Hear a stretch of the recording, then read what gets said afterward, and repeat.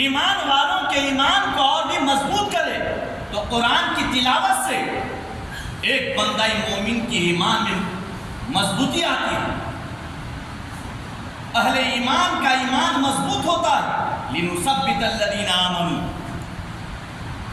وَهُدًى، اور یہ قرآن مسلمانوں کے لیے ہدایت ہے، یہ قرآن مقدس ایمان والوں کے لیے ہدایت ہے۔ کیسے ہدایت ہے؟ تو قرآن ہدایت دیتا ہے، اے ایمان والو شراب سے دور ہو جاؤ، اے ایمان والو اگر شراب پیے گا تو قیامت کے میدان میں تمہیں جہنمیوں کا پیپ پلایا جائے گا، شراب کی عادی بنے گا تو قیامت کے میدان میں سخت عذاب کا تمہیں سامنا کرنا پڑے گا۔ تو قرآن ہدایت دے رہا ہے، وہ ہدایت، قرآن ہدایت ہے، قرآن یہ بھی ہدایت کر رہا ہے کہ اے ایمان والو 5 وقت نماز کی پابندی کرو، 5 وقت اپنے رب کو سجدہ کر کے رب کے گھر کو آباد کرو اور اپنے دل کو صاف کرو، اپنے آپ کو گناہوں سے پاک و صاف کرو۔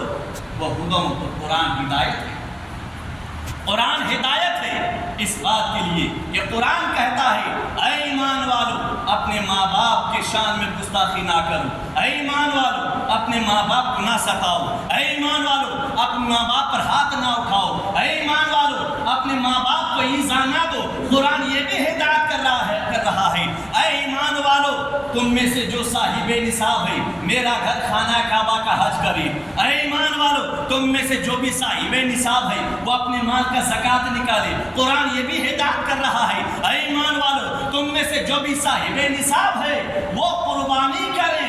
تو قرآن ہدایت ہے مسلمانوں کے لیے، قرآن ہدایت ہے اہل ایمان کے لیے، قرآن مسلمانوں کے لیے ہدایت ہے، اس بات کی ہدایت کر رہا ہے کہ اے ایمان والو تم زنا سے دور ہو جاؤ، گناہوں سے دور ہو جاؤ، اپنے آپ کو گناہوں کے اڈے میں نہ لے جاؤ، تم گناہوں سے دور ہو کر پاک صاف زندگی گزارو اور یہ اسلام اور اسلام کی خدمت کرو اور اپنے ایمان کو طاقت دو، اپنے مومن بھائیوں کی مدد کرو۔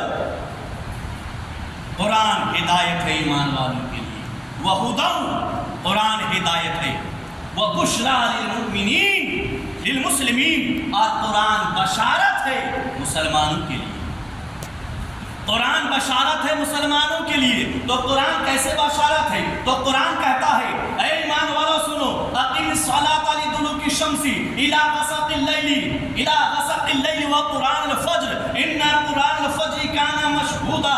قرآن کہتا ہے اے ایمان والو تم صبح اور شام کی نمازوں کی پابندی کرو، نماز پنجگانہ کی پابندی کرو، نماز میں اللہ تعالیٰ کو یاد کرو، اللہ تبارک تعالیٰ کو سجدہ کرتے رہو، نماز فجر میں آ جاؤ اپنے رب کو سجدہ کرو۔ تو قرآن بشارت دے رہا ہے اگر تم رب کو سجدہ کرے گا، 5 وقت کی نماز میں آ کر اللہ کو سجدہ کرے گا تو تمہیں یہ ملے گا کہ اس سجدے کے برکت سے رب تبارک تعالیٰ تمہیں گناہوں سے پاک و صاف کر کے تمہارے لیے جنت کی بشارت دے دے گا، جنت کی بشارت دے دے گا۔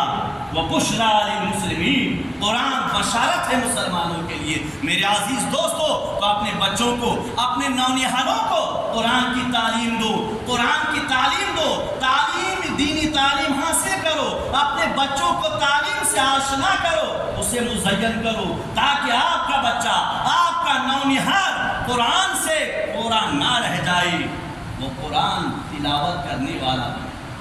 جب قرآن سیکھے گا، قرآن کی تعلیم اس کے سینے میں ہوگا تو اپنے گھر میں رہے گا، قرآن کی تلاوت کرے گا، سورہ یاسین شریف کی تلاوت کرے گا، اللہ اس کی برکت سے گھر سے تمام پریشانیوں کو دور فرما دے گا۔ سورہ بقرہ کی تلاوت کرے گا، اللہ تبارک تعالیٰ اس سورت کی تلاوت کی برکت سے کاروبار میں برکت عطا فرمائے گا، رزق میں برکت دے گا، گھروں میں امن و امان ہوگا، ہر پریشانیوں کا گھروں سے خاتمہ ہوگا۔ تو رب تبارک تعالیٰ کے پیارے حبیب ارشاد فرماتے ہیں یہ قرآن، اللہ تبارک تعالیٰ ارشاد فرماتا ہے وَهُدًى وَبُشْرَىٰ لِلْمُسْلِمِينَ، یہ قرآن مسلمانوں کے لیے بشارت ہے، مسلمانوں کے لیے بشارت ہے۔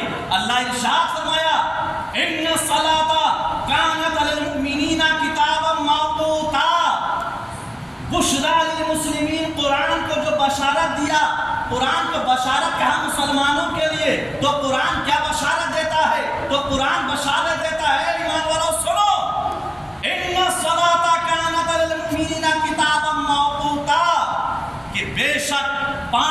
وقت کی نماز ہر ایمان والوں پر فرض عین ہے۔ قرآن بشارت 5 وقت کی نماز ایمان والوں پر فرض عین ہے، اور قرآن بشارت دیتا ہے ان الصلاۃ تنہی عن الفحشاء والمنکر، کہ بے شک نماز، جب تم نماز کی پابندی کرے گا، 5 وقت کی نماز کو پابندی کے ساتھ ادا کرے گا، تو رب تبارک تعالیٰ اس نماز کی برکت سے یہ نماز تمہیں روکے گی تمام برائیوں اور تمام بے حیائیوں سے۔ ان الصلاۃ تنہی، بے شک نماز روکتی ہے نمازی کو، عن الفحشاء، ہر فحش سے، بے حیائیوں سے، والمنکر، اور تمام برائیوں سے نماز روکتی ہے۔ تو قرآن نے بشارت دی، اللہ نے فرمایا بشریٰ للمسلمین، اور قرآن بشارت ہے مسلمانوں کے لیے۔ اے ایمان والو، قرآن بشارت دیتا ہے تم اسلام کی خدمت کرو، دین کی خدمت کرو، دین کو آگے بڑھاؤ، دین کی تبلیغ کرو۔ جب تم دین کی تبلیغ کرے گا اور گناہوں میں مبتلا رہنے والے بندوں کو گناہوں سے نکال کر نیکی کے جانب لائے گا، تو اللہ تبارک و تعالیٰ تمہیں اجر عظیم عطا فرمائے، اجر عظیم عطا فرمائے گا۔ اگر گھر کا کوئی فرد گناہوں میں مبتلا ہے تو ضروری ہے ہمیں کہ ہم اس گناہوں سے نکال کر نیک راہ پر لے جائیں۔ وہ بشریٰ للمسلمین، قرآن بشارت ہے مسلمانوں کے لیے۔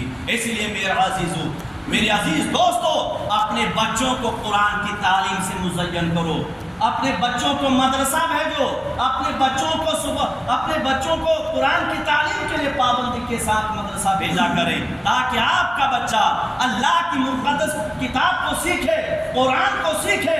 جب بچہ آپ کا قرآن سیکھ لے گا تو اس کا نتیجہ کیا نکلے گا؟ آقا امام الانبیاء پیارے آقا صلی اللہ علیہ وسلم ارشاد فرماتے ہیں من قرأ القرآن وعمل بما فیہ البس والداہ تاجا یوم القیامہ ضوء کضوء الشمس، جس نے قرآن کو سیکھا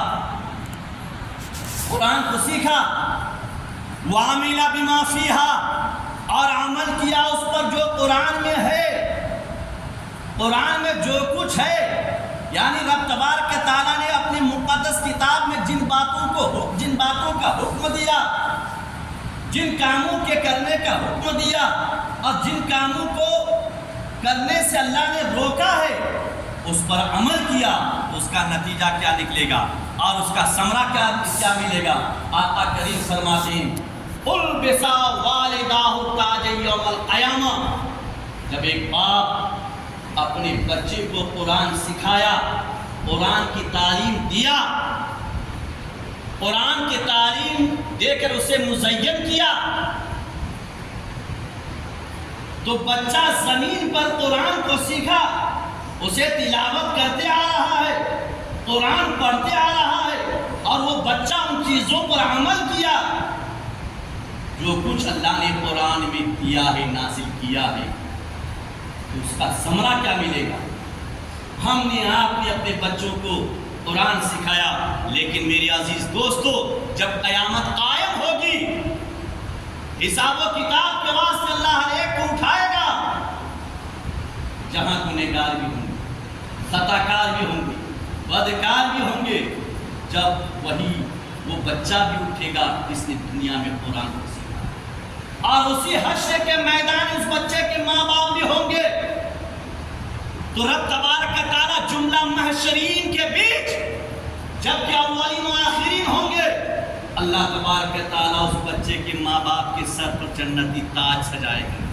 سبحان اللہ، جنتی تاج سجائے گا۔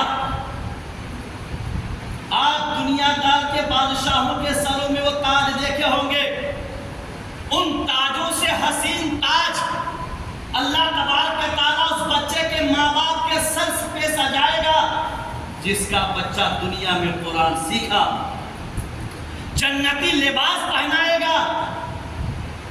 جب جنتی لباس پہنائے گا تو محشرین کہیں گے مولا یہ کون شخص ہے جس کے سر پر تو نے جنتی تاج سجایا، جنتی لباس دے کر اس قدر عزت افزائی فرمایا، کیا تیرا کوئی پیغمبر ہے یا کوئی شہید ہے یا کوئی تیرے حبیب کے صحابی ہے یا کوئی ولی کامل ہے؟ اللہ ارشاد فرمائے گا میرے بندے سن، نہ یہ کوئی نبی ہے، نہ کوئی ولی ہے، نہ شہید ہے، نہ مولا ہے، جس کو تو نے اس قدر عزت دیا، جنتی تاج اس کے سر پہ سجا دیا، جنتی لباس پہنا دیا، آخر کون ہے؟ کہا میرے پیارے سن، یہ وہ بندہ ہے جس نے دنیا میں اپنے بچے کو میرے قرآن سکھایا، میری مقدس کتاب کو سکھایا تھا، قرآن کی تعلیم دیا تھا، اور اس قرآن پر وہ عمل کیا تھا جو کچھ میں نے قرآن میں نازل کیا۔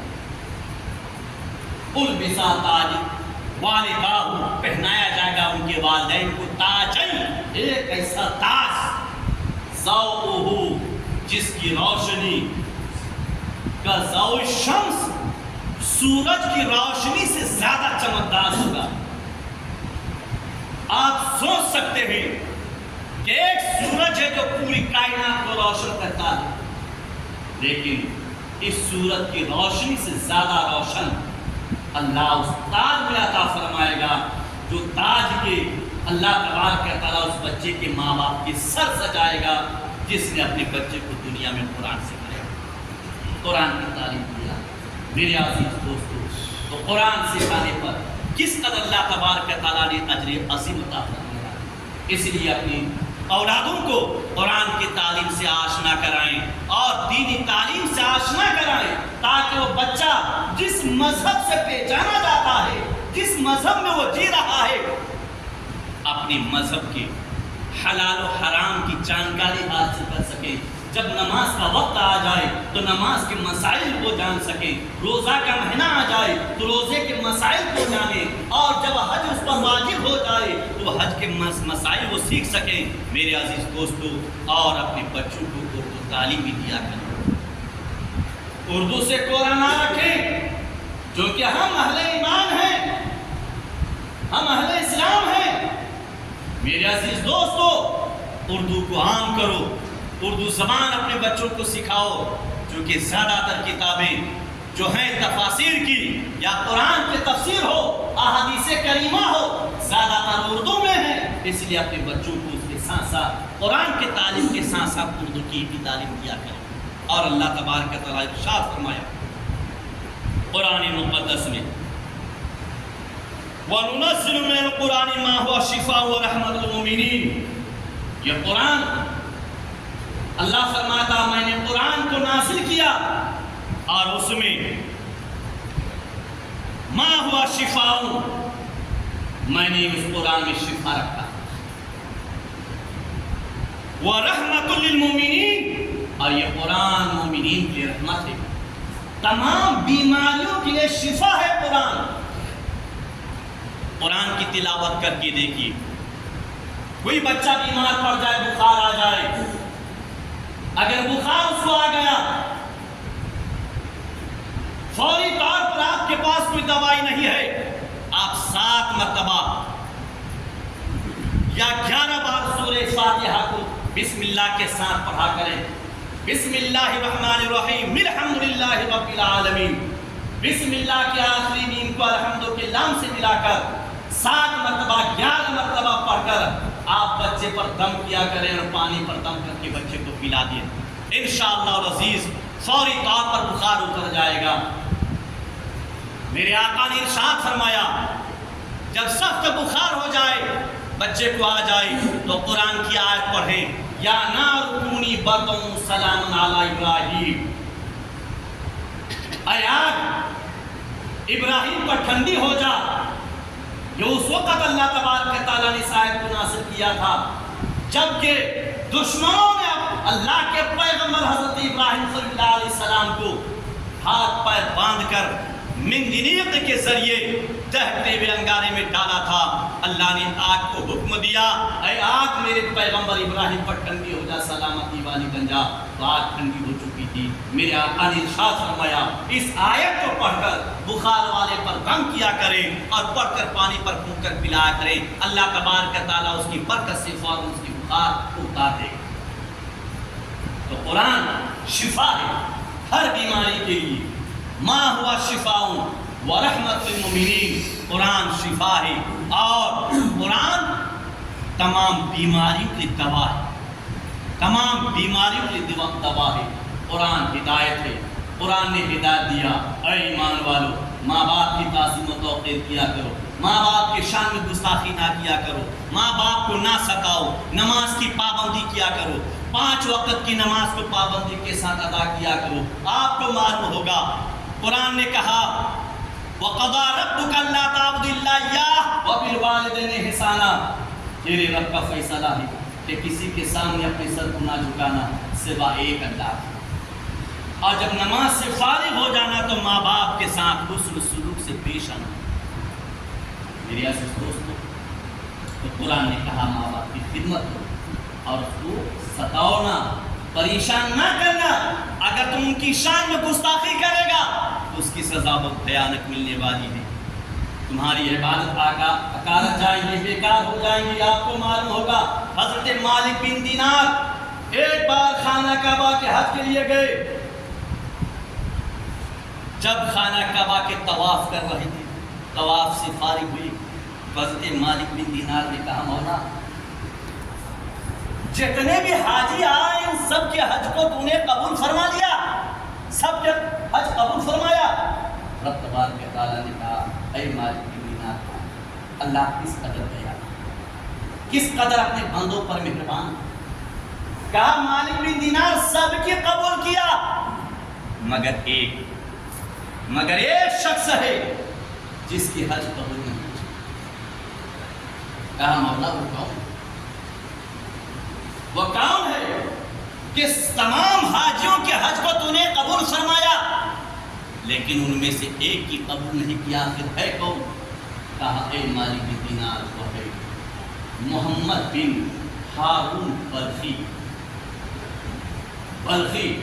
جب سنا نام تم کو تلاش کرتے کرتے پوچھتے ہر ایک کو پوچھا، چونکہ جہاں بلخ کے رہنے والے تھے اس خیمے میں جا کے پوچھا اور کہا کہ تمہارے میں بلخ کا رہنے والا محمد بن ہارون بلخی کون ہے اور وہ کہاں ہے؟ کہا ہاں ہے، ہمارے میں ہے۔ کہا وہ کدھر رہتے ہیں اور وہ کیسے ہیں؟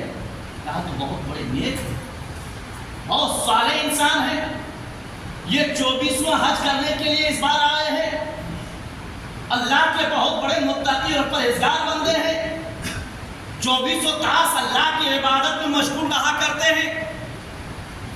کہا وہ رہتے کہاں؟ کہا اس پہاڑ کے پیچھے اپنے خیمہ لگایا ہے اور وہ ہمیشہ اللہ کے ذکر اذکار میں مشغول رہتا ہے۔ یہ تلاش کرتے ہوئے چلے، دیکھا کہ وہ حالت سجدے میں۔ مالک بن دینار جب ڈھونڈتے گئے تو ان کے خیمے میں پہنچے، دیکھا محمد بن ہارون بلخی حالت سجدہ میں ہے۔ بیٹھ گئے قریب، کب تک؟ جب تک نماز سے فارغ نہیں ہوئے تب تک۔ جب سلام پھیرے تو آپ نے سلام کیا، السلام علیکم ورحمۃ اللہ وبرکاتہ، تو جواب دیا۔ سلام کرنے کے بعد پوچھا کہ آپ محمد بن ہارون بلخی ہیں؟ کہا ہاں۔ کہا کیسے آنا ہوا؟ کہا آپ کون؟ آپ مالک بن دینار ہیں۔ یہ تعجب میں پڑ گئے، کہا میں نے نام بھی اپنا نہیں بتایا، اس سے پہلے میرا نام بتا دیا۔ کہا کہ کیسے آنا ہوا؟ کہا کہ نہیں یوں ہی ملنے کے لیے آیا۔ کہا نہیں سچ بتاؤ، اس کام کے لیے آیا ہے؟ کہا کہ نہیں ویسے آپ کا نام سنا تھا، آپ سے ملاقات کرنے کے لیے آیا۔ کہا نہیں، تم یوں کیوں نہیں کہہ دیتے کہ میرا حج قبول نہیں ہوا ہے اس وجہ سے مجھ سے پوچھنے کے لیے آیا، میں 24واں حج میں حاضر ہوا ہوں اس سال، لیکن تو نے خواب میں دیکھا کہ میرا حج قبول نہیں۔ یہ انسان اور بھی تعجب ہو، مالک بن دینار اور بھی تعجب ہو گئے۔ کہا کہ ایسا متقی پرہیزگار انسان جو دلوں کی خبر بتا دے، دلوں کی خبر بتا دے، اور ایسے انسان کی حج قبول نہیں ہوا، آخر وجہ کیا ہے؟ تو حضرت مالک بن دینار فرماتے ہیں کہ میں اس کے اور قریب ہوا اور اس کے گھٹنے پہ ہاتھ رکھا، ہاتھ رکھ کے پوچھا کہ بتا، سچ سچ بتائیے کہ آپ کا حج قبول کیوں نہیں؟ کہا چھوڑ دو، کیوں پوچھتے؟ مجھے اپنے ہاتھ پہ چھوڑ دو۔ اگر میری حالت سن لے گا تو تم مجھ سے نفرت کرنے لگ جائے گا. کہا کہ بتائیے تو اسی کے اصرار کرنے لگے. کہا کہ سن، میں اپنے ماں باپ کا، میں اپنی ماں کا نافرمان، میں اپنی ماں کا نافرمان تھا. کہا کہ وہ کیسے؟ کہا میں 24واں حج کرنے کے لیے حاضر آیا ہوں، لیکن اس سے پہلے میں ایک رئیس انسان تھا. میرے پاس گاڑی گھوڑا زمین زیادہ سب تھا. میں بہت عیاش تھا. میں عیاشی میں زندگی گزارتا تھا. شراب پینا میرا کام کا مشغلہ تھا. ایک روز میں شراب پی کر آیا. رمضان کا مہینہ تھا. میری والدہ تندور پہ روٹیاں ڈالی تھی. میں نے کھانے کے لیے مانگا تو میری ماں نے کہا تجھے شرم نہیں آتی ہے کہ رمضان کے مہینے میں کھانے کے لیے مانگ لیتا ہے؟ ارے روزہ نہیں رکھا تو کم سے کم روزے داروں کا اس مہینے کا عادت تو کر. مجھے یہ بات تیز لگی. میں نے ایک ہاتھ اٹھایا اپنی ماں کے منہ پہ مار دیا، جس کی وجہ سے میری ماں اچھل کر تندور پہ گر گئی. لوگوں نے مجھے پکڑ کے روم میں بند کر دیا. میری ماں چلا رہی تھی اسی تندور میں. میری ماں جل گئی، ان کا انتقال ہو چکا. جب پوری رات رہ کے صبح مجھے نکالا گیا، میں نے کہا، جب باہر نکالا گیا میں نے دیکھا کہ میری بیوی کپڑا سمیٹ کر جا رہی بیگ میں بھر کر. میں نے کہا کہاں جا رہی ہے؟ کہا میں اپنے مائکے جا رہی. کہا کیوں؟ کہا جو انسان اپنی ماں کا قاتل ہو میں اس کے ساتھ نہیں رہ سکتا. کہا میری ماں انتقال کرے؟ کہاں؟ ہاں. کہاں ان کی لاش کہاں؟ کہا انہیں دفن بھی کر دیا گیا. انہیں دفن بھی کر دیا گیا ہے. تو حضرت محمد بن ہارون نے کہا، بلخی نے کہا، اے مالک بن دینار، اسی وجہ سے جب میں نے سنا کہ میری ماں کی وجہ سے میری والدہ تندور میں گر کے انتقال ہو گئی تو میں جس ہاتھ سے مارا تھا میں نے اس ہاتھ کو کاٹ دیا فوری طور پر. یہ دیکھو میرا ایک ہاتھ نہیں. اس کے بعد سے میں لگاتار توبہ کرتا رہا. جب بھی حج کرنے کے لیے آتا میں توبہ کی کرتا رہا. لیکن جو ہی میں طواف کعبہ سے فارغ ہوتا ہوں، ایک بھی اللہ والا آتا ہے اور آ کر مجھ کو کہتا ہے، اے محمد بن ہارون بلخی، یہاں حج کرنے کے لیے آیا ہے، طواف کعبہ کے لیے کوئی تمہارا فائدہ نہیں، چلا جا گھر واپس جا کے لیے. 24واں حج ہے. اللہ تبارک و تعالیٰ میری حج کو قبول نہیں کیا کرتا ہے. میں توبہ کرتا رہا. رب نے کہا، اے محمد بن ہارون بلخی، تو اپنے ماں کا قاتل ہے، تو زندگی بھر حج کرتا رہے گا، زندگی بھر توبہ کرتا رہے گا، تیری ایک بھی حج قبول نہیں کروں گا، چونکہ تو اپنی ماں کا قاتل ہے. پتا چلا کہ ماں باپ کو ستانے والا، ماں باپ کو پریشان کرنے والا، ماں باپ کو تکلیف دینے والا، ماں باپ کو ایذا پہنچانے والا، ماں باپ کو ستانے والا، کھانے پینے سے تکلیف دینے والا، کسی بھی طریقے سے ہو، اگر ماں باپ کا شاطر ہے، ماں باپ کو تکلیف دینے والا ہے، قسم رب کعبہ کی برکاتی منبر رسول سے کہے گا، ارے جب محمد بن ہارون بلخی کی 24واں حج تھا، اللہ نے 24واں حج تک اس کے قبول نہیں کیا، تو تم اور ہم کس کام کے ہیں؟ جبکہ محمد بن ہارون بلخی وہ تھے، اس مقام پر پہنچ گئے تھے کہ دلوں کے راز کو بتا دیا کرتے تھے، دلوں کے راز کو بتا دیا کرتے تھے. تو ماں باپ کو ستانے والا کسی بھی حال میں اس کی عبادت قبول نہیں ہوگی پیارے. تو ضروری ہے کہ ماں باپ کے مقام کو اپنے بچوں کو اگر بتانا ہے، اسے آشنا کرانا ہے، تو قرآن کی تعلیم، اسے اردو کی تعلیم دیا کرو، تاکہ وہ بچہ اپنے مذہب کے اسلامی احکام اور تعلیم حاصل کر سکے. اللہ تبارک و تعالیٰ کی بارگاہ میں دعا ہے، پروردگارہ ہم سب کو دینی راہ پر چلنے کی توفیق عطا فرما. وآخر دعوانا ان الحمدللہ رب العالمین.